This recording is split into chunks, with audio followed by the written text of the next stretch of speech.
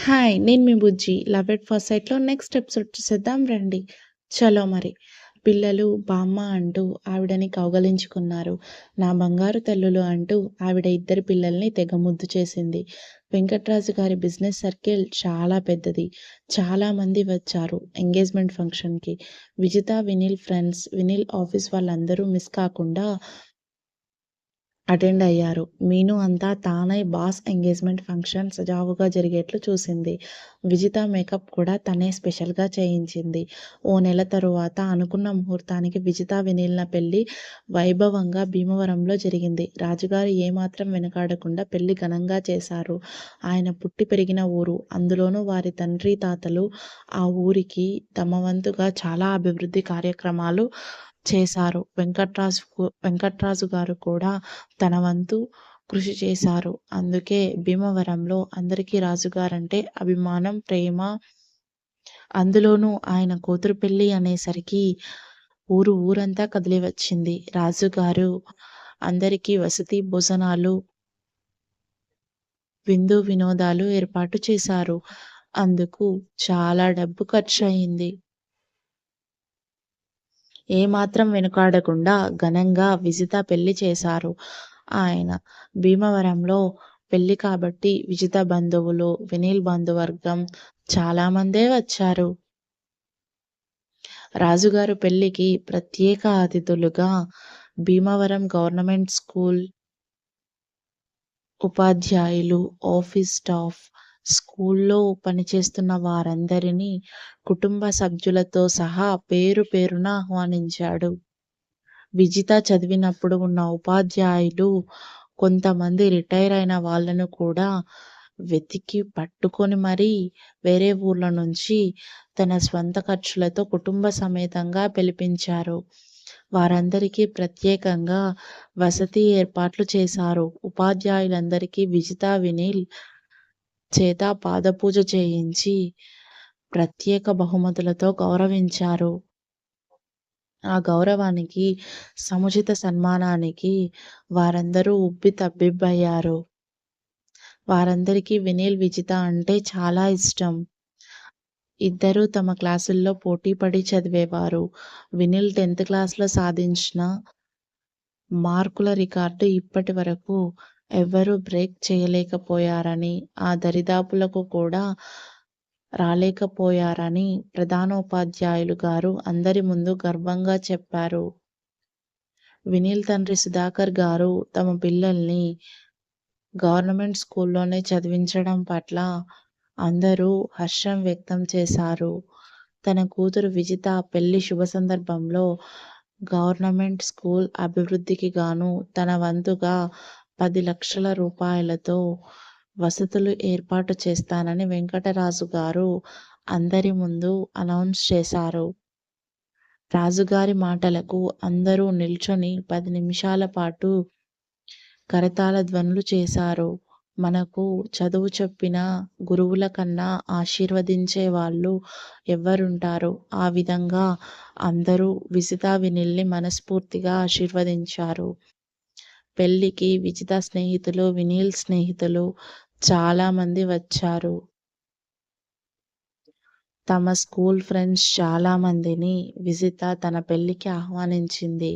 వారిలో చాలామంది తన సీనియర్స్, వినీల్ క్లాస్‌మేట్స్ కూడా. వినీల్‌కి చాలా ఆశ్చర్యం వేసింది వాళ్ళందరినీ చూసి. ఆనందంగా అందరినీ పేరు పేరున పలకరించాడు.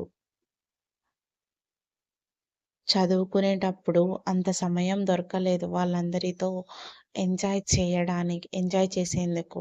అందుకే ఇప్పుడు అందరితో చాలా ఆనందంగా గడిపాడు. అందరూ విజితని ఆకాశానికెత్తేశారు. ఇన్ని రోజులు వినీల్ కోసం ఎదురు చూసి అతన్నే పెళ్లి చేసుకున్నందుకు.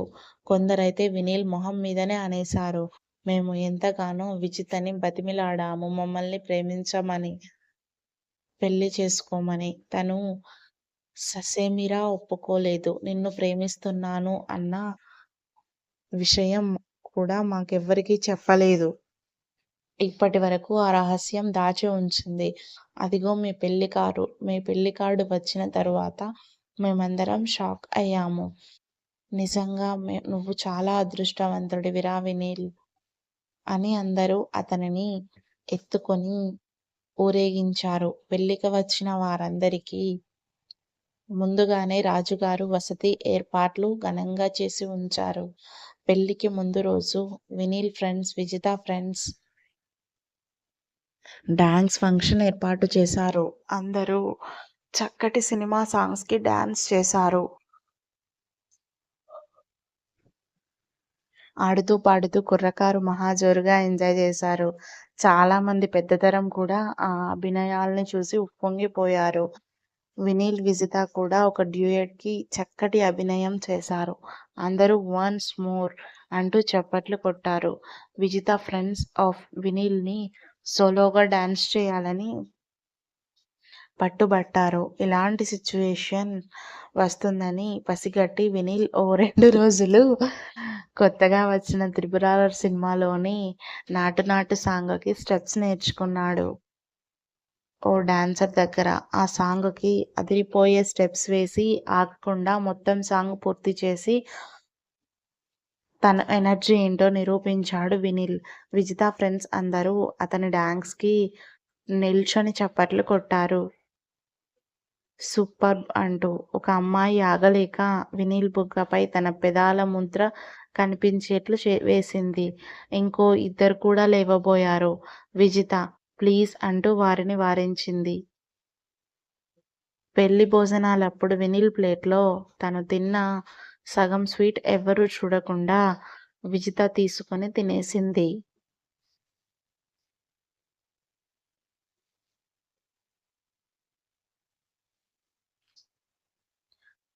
అలాగే 2 సార్లు చేసింది.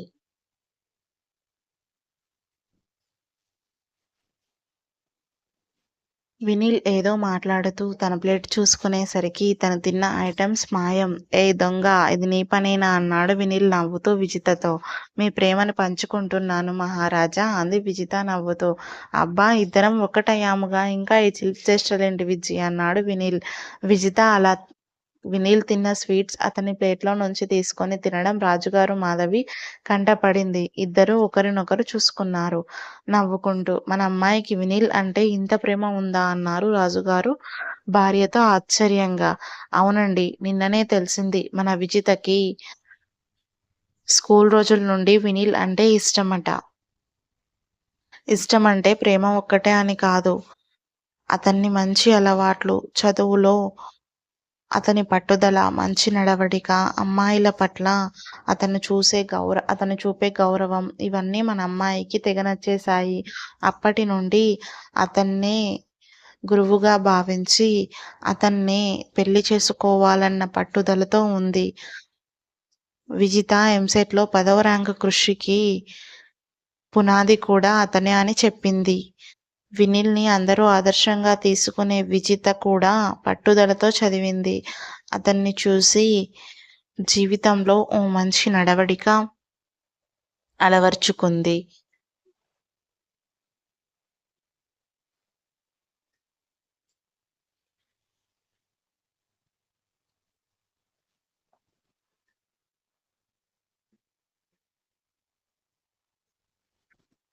చివరకు తను అనుకున్నట్లు వినీల్‌నే పెళ్లి చేసుకుంది అంది మాధవి.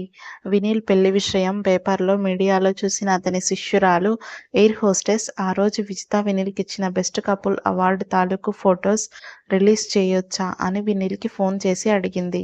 వినీల్ హ్యాపీగా సరే అన్నాడు. ఎయిర్ హోస్టెస్ ఇచ్చిన సమాచారం మేరకు ఆ ఎయిర్‌లైన్స్‌లో విజిత, వినీల్ గురించి కథనం, ఫోటోలు సోషల్ మీడియాలోనూ, తమ వెబ్‌సైట్‌లలోనూ పబ్లిష్ చేసింది. విజితకు సర్ప్రైజ్‌గా అవి చూపించాడు వినీల్. అందరూ సోషల్ మీడియాలో వచ్చిన ఆ ఫోటోలు, వీడియోలు చూసి ఆనందించారు. ఇక విజిత అత్తగారు సుధకు రోజూ కోడలికి దిష్టి తీయడం ఓ అలవాటుగా మారింది. ఇక హైదరాబాద్‌లో ఏర్పాటు చేసిన వినీల్, విజిత రిసెప్షన్‌కి చాలా మంది అతిథులు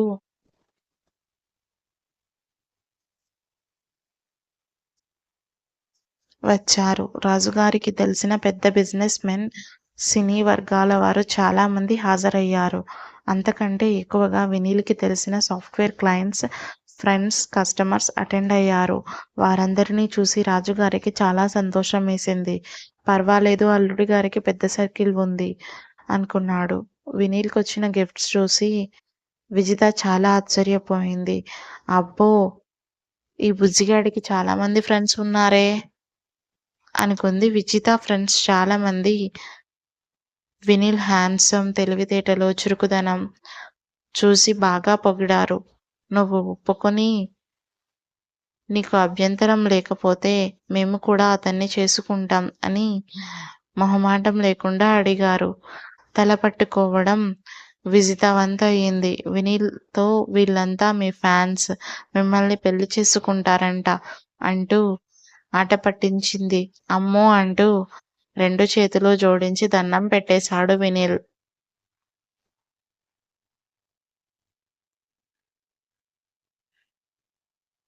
ముహూర్తం ప్రకారం ఆ రోజు మొదటి రాత్రి ఏర్పాటు చేశారు ఇద్దరికీ. ముందు అక్కడ ఇక్కడ అనుకున్న చివరకు విజిత కోరిక ప్రకారం ఆమె బెడ్‌రూమ్‌ను డెకరేట్ చేశారు. పంతులు గారు 9 గంటలకు ముహూర్తం పెట్టారు. ఏదో అర్జెంట్ కస్టమర్ కాల్ వస్తే వినీల్ 7 గంటల వరకు బిజీగా అతన్ని గైడ్ చేసి, ఆ సాఫ్ట్‌వేర్ ప్రాసెస్‌ని ఓకే చేసి, హమ్మయ్య! అనుకుని ల్యాప్‌టాప్ క్లోజ్ చేసి చూసేసరికి చుట్టూ పెద్దవాళ్ళు అందరూ కూర్చున్నారు.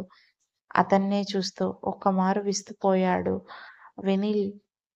అరే! మీరంతా ఎందుకు నా కోసం వెయిటింగ్ అన్నాడు ఇబ్బంది పడుతూ. రాజుగారు గొంతు విప్పారు. అల్లుడు గారు, ఈరోజు మీకు విజితకు శోభనం. అన్ని ఏర్పాట్లు జరిగాయి. 9 గంటలకు ముహూర్తం. ఇప్పుడు 7 అయ్యింది. మీరు ఓ గంటలో రెడీ అయితే సరిపోతుంది అన్నారు. ఓహ్! గుర్తుంది మామయ్య. ఇప్పుడే ఓ అరగంటలో రెడీ అవుతాను అన్నాడు. రెడీ అయి విజిత బెడ్‌రూమ్, అదే శోభనం గదిలోకి అడుగుపెట్టాడు వినీల్. ఓ గుమగుమలాడుతోంది గది. ఆ గది చక్కటి పరిమళం వినీల్ మనసును చుట్టేసింది.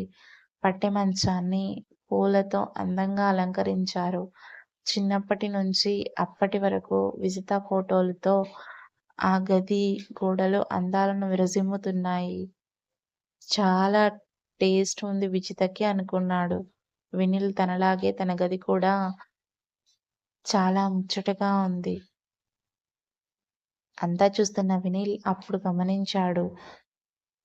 ప్రతి విజిత ఫోటో పక్కన తన ఫోటో చేర్చి ఉంది. తను సేకరించిన వినీల్ ఫోటోలను చాలా అందంగా విజిత తన ఫోటోల ప్రక్కనే పొందుపరిచింది. అమ్మో! విజీ యూర్ గ్రేట్ అండ్ లవ్లీ అనుకున్నాడు. ఓ 10 నిమిషాలకు కిలకిలమంటూ నవ్వులతో కొందరు ఆడవాళ్ళ గొంతులు వినిపించాయి. విజితను గదిలోకి వెళ్ళమంటూ జాగ్రత్తే విజ్జీ అన్నారు. ఆమెను గదిలోపలికి పంపించి తలుపు వేస్తూ తెల్లని పట్టు చీరలో, చేతిలో పాల గ్లాసుతో, నుదుట తిలకం, తెల్లని బుగ్గపై నల్లని దిష్టి చుక్క, మిలమిలా మెరుస్తూ వజ్రాలు పొదిగిన పాపిడి బిళ్ళ, అందమైన కురులకు ఉడిసిపట్టిన వేసిన నల్లత్రాచు లాంటి జుట్టు, ఆ జడకు చుట్టిన మల్లెల దండలు, తెల్లని మెరిసే పాదాలకు ఎరుపు రంగు పారాణి, కాటుక కళ్ళల్లో నునుసిగ్గు దొంతరల సోయగాలు ఆ సిగ్గు బుగ్గల వరకు పాకి మందారాలు విరబూసినట్లు ఆ ఎర్రని చెక్కిళ్ళు. ఓహ్! ఓ అప్సరస దివి నుంచి భువికి తన కోసం దిగినట్లు వినీల్ కళ్ళు ఆనందంతో అరవిచ్చుకున్నాయి. అతని మనసు గాలిలో తేలుతోంది. వినీల్ లేచి విజిత దగ్గరకు వచ్చి ఆమె వెనకాల చూశాడు. ఎవ్వరూ కనిపించలేదు.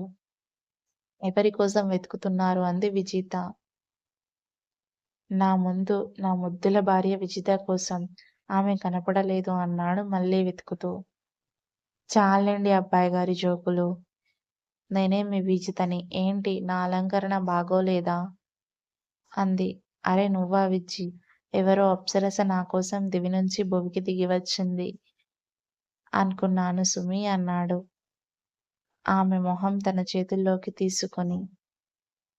ఎంత సొగసు విజితది అని తదేకంగా ఆమెనే చూస్తున్నాడు. థాంక్స్ చూసింది చాలు. ఇక ఈ విజిత మీదే. అంటే మీలో సగం అన్నమాట. నన్ను లోపలికి రానివ్వండి బుజ్జిగారు అంది. వెనిల్ ఆమె చేతిలోని పాల గ్లాసును పక్క టేబుల్ పై పెట్టి తనను అమాంతం 2 చేతులతో ఎత్తుకున్నాడు. అతని మెడ చుట్టూ 2 చేతులు వేసి ముద్దు పెట్టింది విజిత. మంచం దగ్గరకు తీసుకెళ్ళి కూర్చోబెట్టాడు. మంచంపై చల్లిన గులాబీ రేకులు విజిత చిక్కిళ్ళ ముందు చిన్నబోతున్నాయి. పాల గ్లాస్ తీసుకొచ్చి ఆమె చేతికిచ్చి నువ్వు తాగి నాకివ్వు అన్నాడు. ఇదేంటి మీరు తాగే కదా నాకివ్వాలి అంది. ఓహో! ఫర్ ఏ చేంజ్ అని ఆమె నోటి దగ్గర పెట్టాడు గ్లాసు. తను కొంచెం పాలు తాగి అతని చేతికిచ్చింది.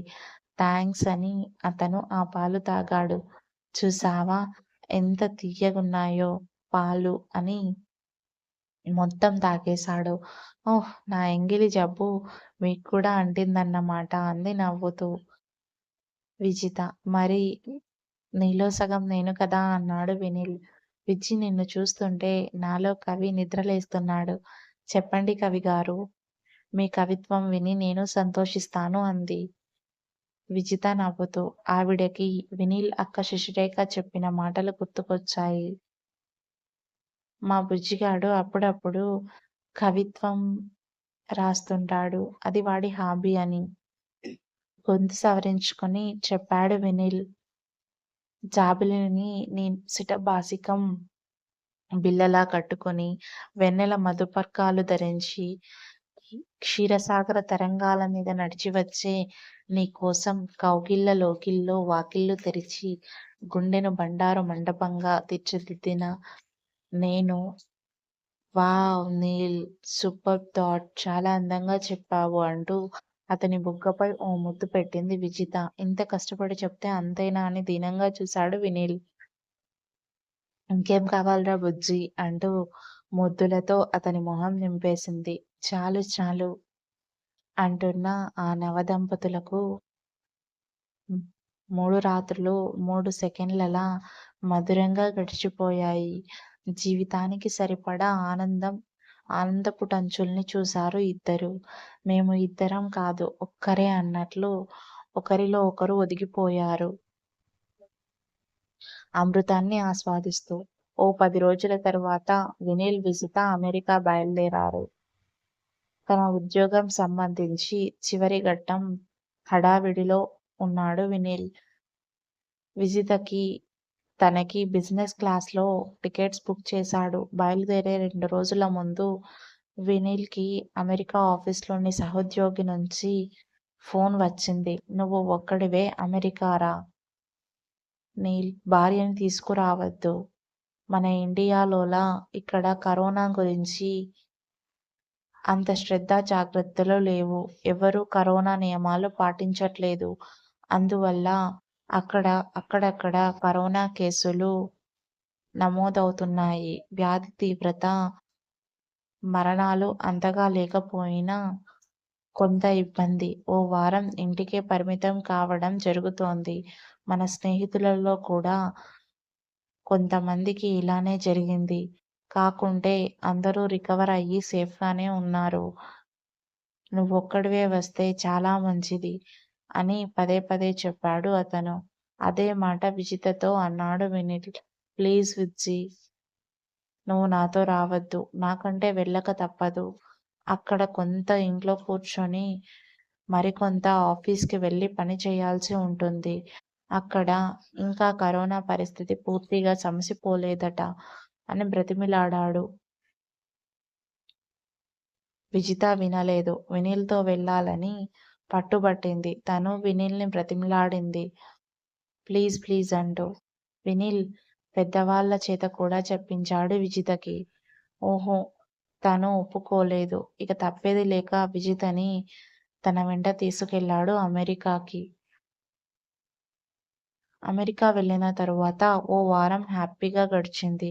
ఆ తర్వాత ఓ రోజు అనుకున్నట్లే విజితకి కరోనా లక్షణాలు కొద్దిగా కనిపించాయి. నెక్స్ట్ ఏం జరుగుతున్నది అన్నది చాలా ఇంట్రెస్టింగ్‌గా ఉంటుందండి. Thanks for watching it. Please like, share and comment friends. Thank you.